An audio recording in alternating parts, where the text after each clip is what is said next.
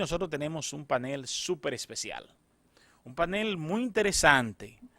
Es una conversación con dos directos amigos eminentes profesionales que nos honran con su presencia, y en el día de hoy vamos a tocar un tema sumamente interesante. Está con nosotros el doctor Isidro Martínez, eminente abogado de San Francisco de Macorís, ex fiscal y un hombre de mucho bien de esta sociedad. A usted los buenos días y la bienvenida, hermano.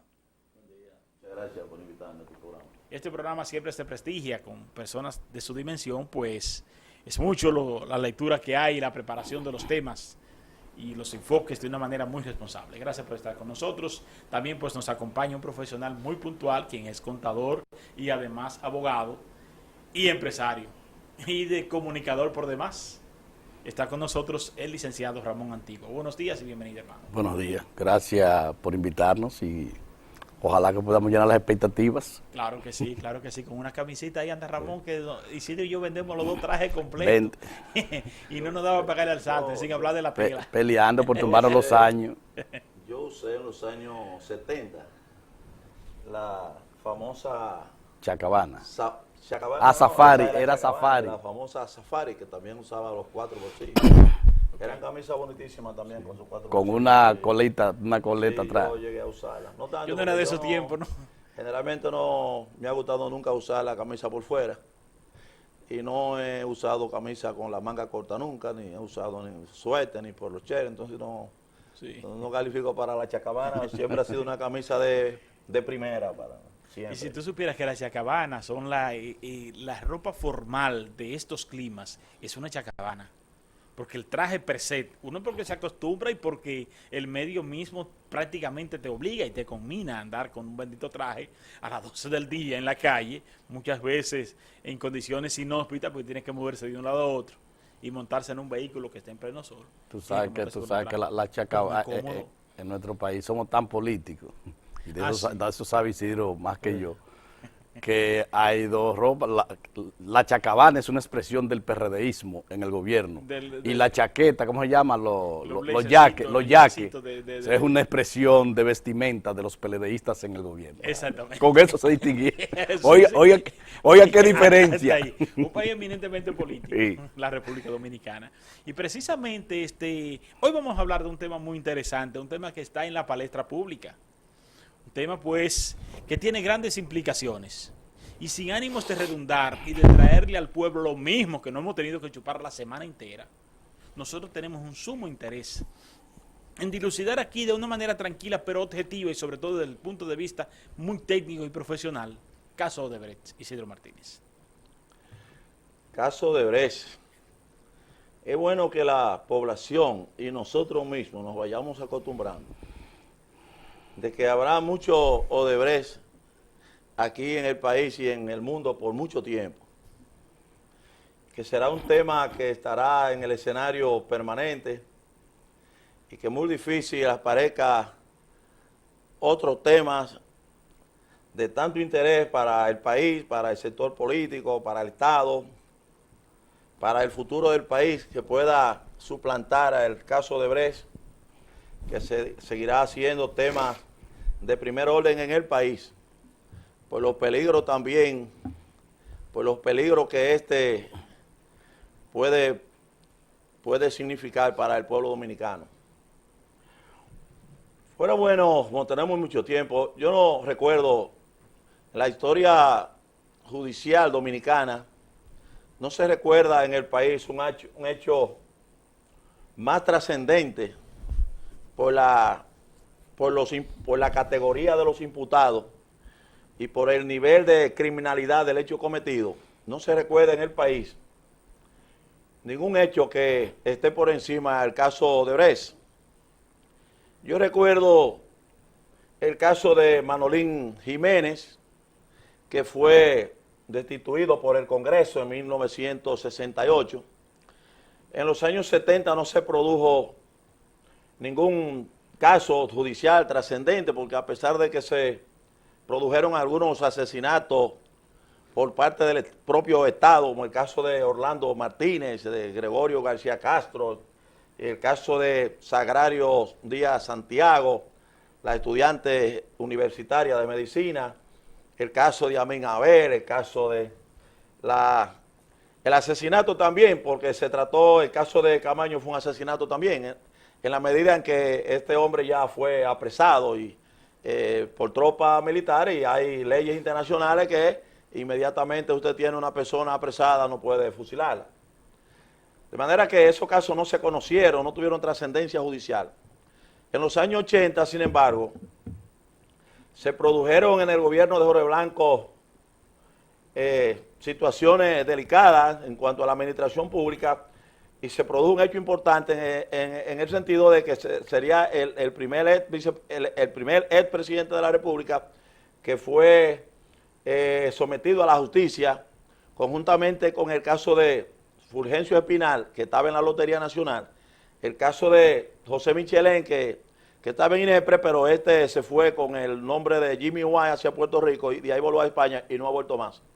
El caso de Espinal se fue a Centroamérica, volvió con un acuerdo con el gobierno y lo sometieron a la justicia y luego él logró la libertad. Y el caso también de la persona que estaba dirigiendo la CDA en esa época, que los aviones dejaron de volar y hasta el día de hoy no voló uno más nunca de los aviones que se robaron, desbarataron la compañía de aviación. Jorge Blanco fue sancionado a 20 años, pero puesto en libertad mediante una de las modalidades que establecen las reglas procesales.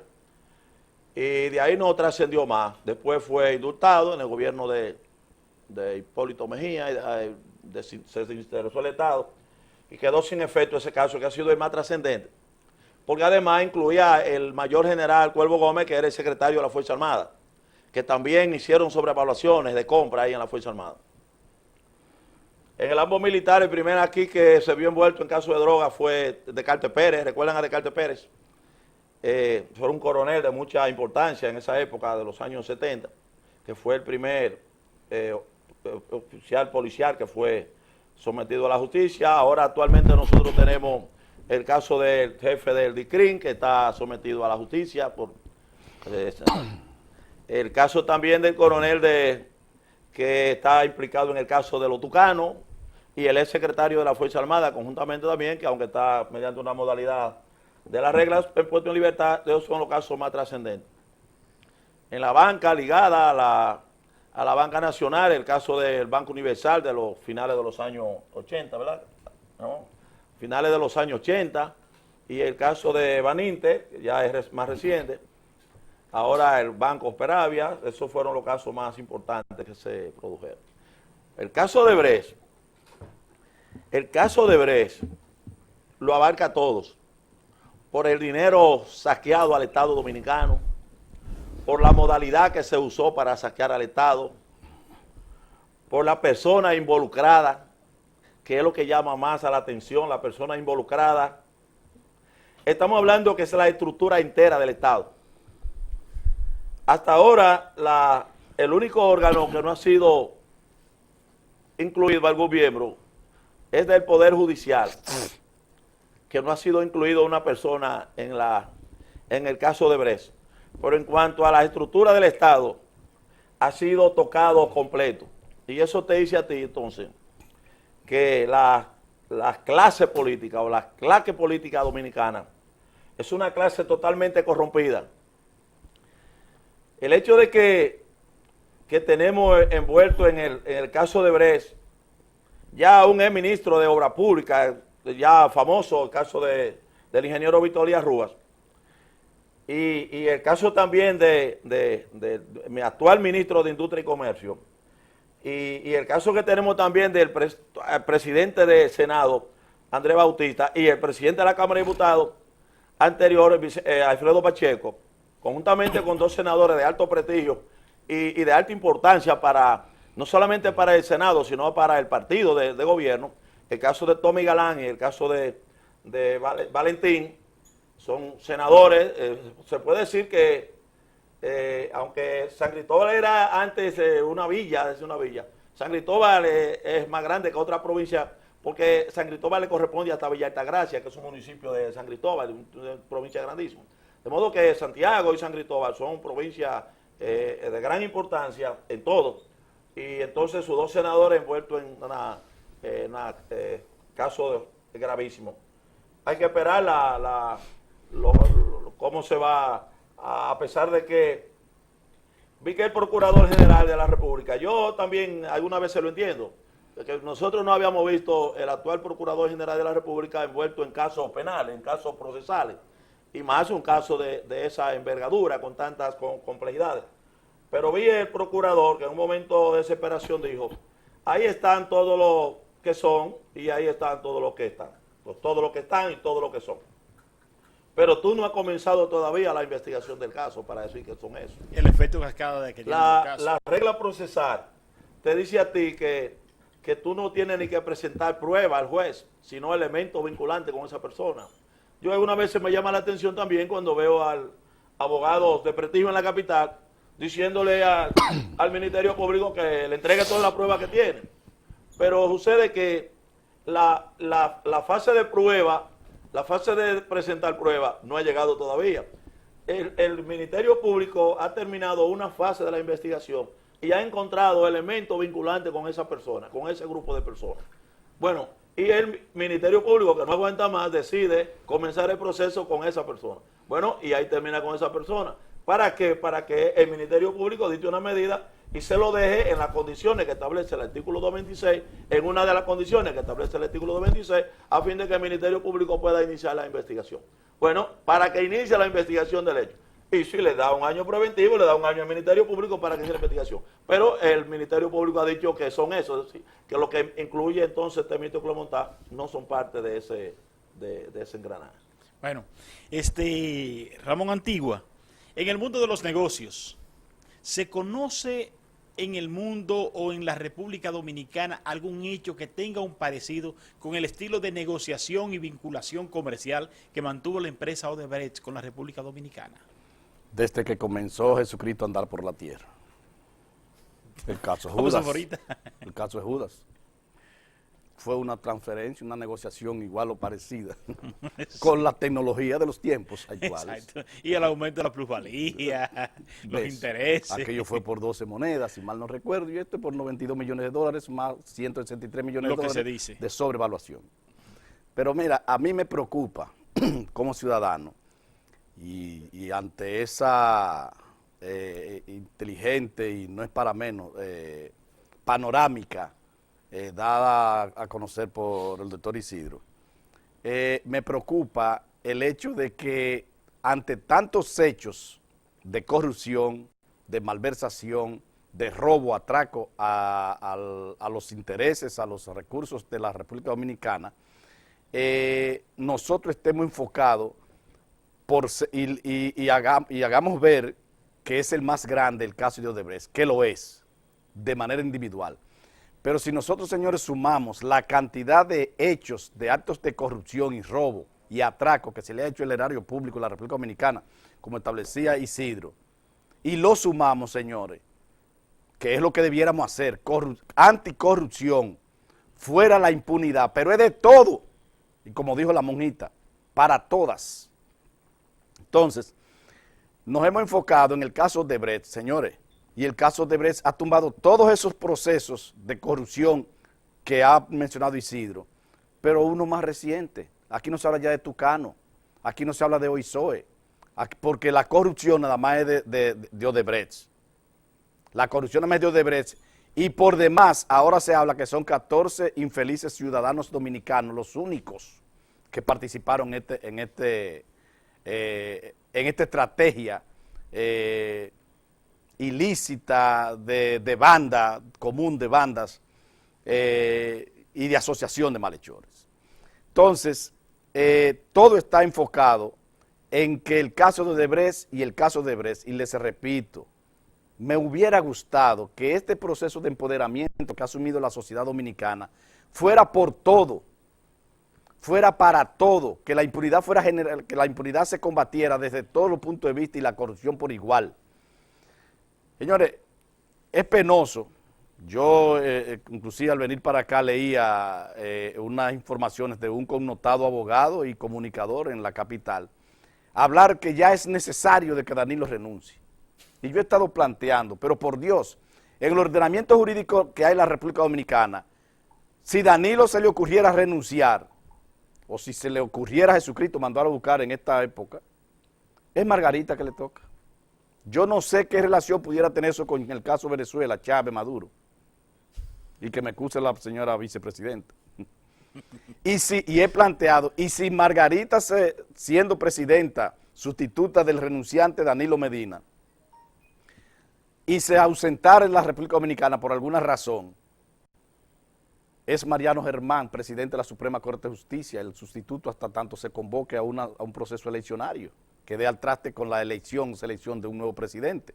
Entonces, mire el caso que estamos viviendo, o que está viviendo el mundo, del caso de Brasil. Se hizo renunciar a Dilma Rousseff y lo sustituyó Temer, el vicepresidente. Pues ahora hay un proceso legal peor o más grande por actos de corrupción que el que había con... Y donde él admite que hasta mintió. Sí, pero y que lo que se le hizo a Dilma Rousseff fue una estrategia política para ascender él al poder. Entonces, no es que quiero decir con esto que no está bien ni que no sea debido este empoderamiento y esta resistencia que ha hecho la sociedad dominicana o esta presión para que el gobierno encauce a los encartados, como le llaman ahora, a los imputados, que se judicialice el caso de Odebrecht. Sino la preocupación mía es el hecho de que estemos tan enfocados en ese solo caso. Lo que le ha permitido, pienso yo, al inteligente presidente de la República y su partido, volcar todo, tapar todo, poner venda para todo a los dominicanos y que solamente nos centremos en ese caso, que si lo relacionamos, si lo sumamos con esa panorámica de corrupción que planteó Isidro en su exposición anterior, esto es menos.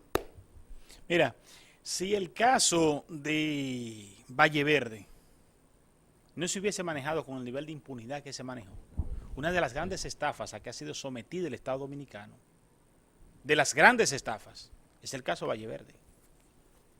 Valle Verde fue un terreno que lo usurparon los dirigentes del Partido Revolucionario Dominicano en la época de Jorge Blanco. Se apropiaron de él. El gobierno de Hipólito llega y se lo compra. ¿Verdad? Porque ellos lo cogen, vienen y se lo compran. Y siguen produciendo y usando el terreno hasta el desalojo actual. Es una estafa al pueblo dominicano y no se ha visto en la dimensión. Ahora bien, las implicaciones de este caso ha desbordado la copa. Yo he sostenido que no es el gobierno de Danilo Medina el gobierno más corrupto que ha tenido la República Dominicana. Ha sido tan corrupto como los demás, como todos los que le han sucedido. Ahora, ¿qué nos pasa? Que tenemos un cuerpo humano, un muchacho joven de 20 años, por ejemplo en mi caso, 20 o 25 años, ¿verdad? Brinca, salta, bebe, fuma, se trasnocha y todo eso pasa inadvertido. Porque es una persona joven y saludable. Cuando llega viejo, el cuerpo comienza entonces a pedirle y a pasarle factura. Comienza la diabetes, comienza la hipertensión, los fallos renales, los problemas en las articulaciones y se cae a pedazos. No fue ahí que comenzó, fue desde atrás. Por el régimen de nuestro pueblo, que no hay un régimen de consecuencias en nuestra sociedad.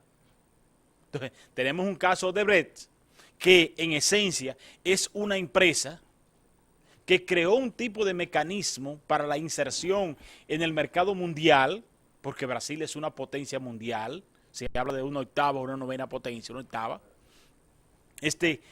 y llegó con esta empresa Odebrecht, de megaconstrucciones, con grandes equipos, a tener grandes vinculaciones en todos los países del mundo, porque por ejemplo en Miami, Odebrecht está operando con toda la normalidad.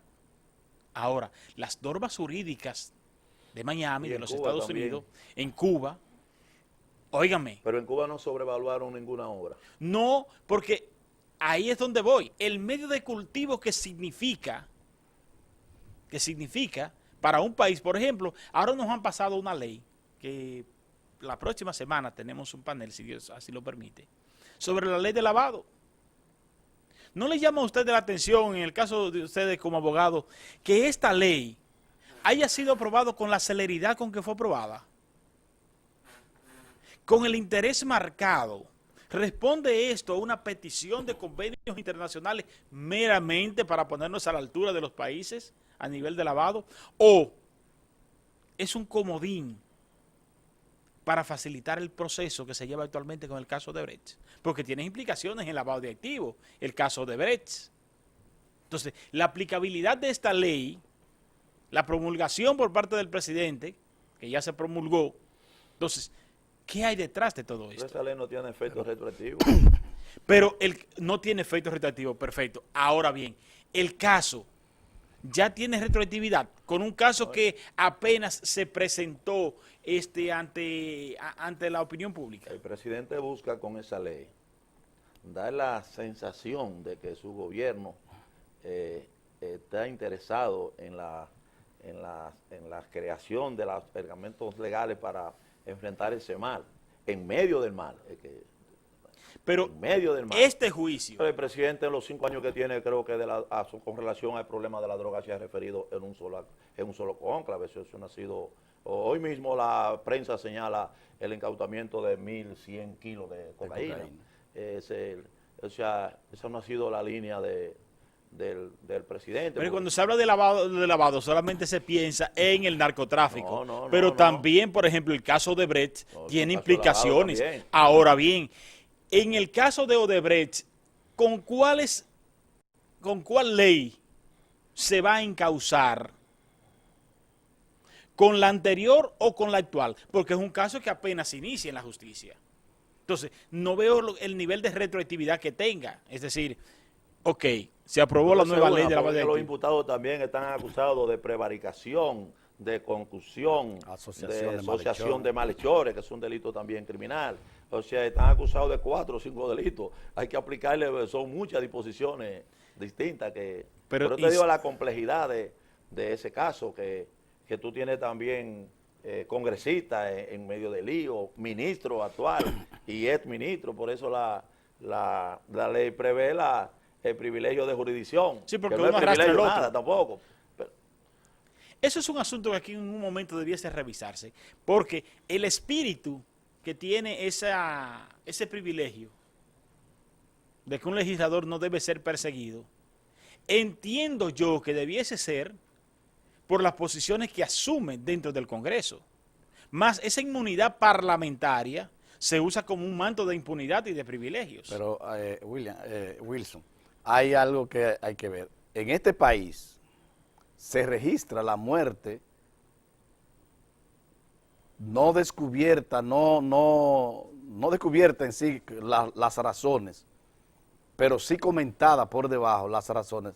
La muerte de un senador en el proceso de aprobación justamente de la ley 7202, creo que por allá, por el año 2002 justamente. Inclusive, de manos, creo que Darío Gómez se Gómez, llamaba. y escúchame. Y tú sabes, qué es lo que se comenta y se comentó desde el principio, que una de las razones por la que, o sea, era el más opuesto a que se sacara de la ley de lavado el tema de la corrupción, porque su proyecto proponía que todo dinero proveniente de acciones ilícitas como la corrupción se incluyera, se penalizara. Y eso dicen que hasta la muerte le generó a ese senador en este país. Inclusive es una muerte que yo desde un principio la tipifiqué como una muerte de Estado, porque estuvo a manos de unos convictos, de unos presidiarios, de unas personas que estaban guardando prisión. Suelto para ese caso. Y no se reportó una fuga previa de esas personas que aparecen en la escena de un crimen. Entonces, ¿quién tiene el control de eso?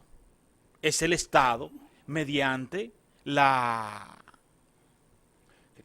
Procuraduría de la República. Mira, y la Dirección General de Prisiones. Es bueno que quede claro aquí que el caso de Odebrecht no es un asunto de la justicia dominicana. La justicia dominicana no ha aportado nada para investigar el caso de Odebrecht, ni para investigar ningún caso de importancia en el país. El caso de Odebrecht, si los Estados Unidos, todavía el año pasado, que hay una comisión de 15 fiscales, 8 fiscales que son del Brasil y 7 que son de los Estados Unidos.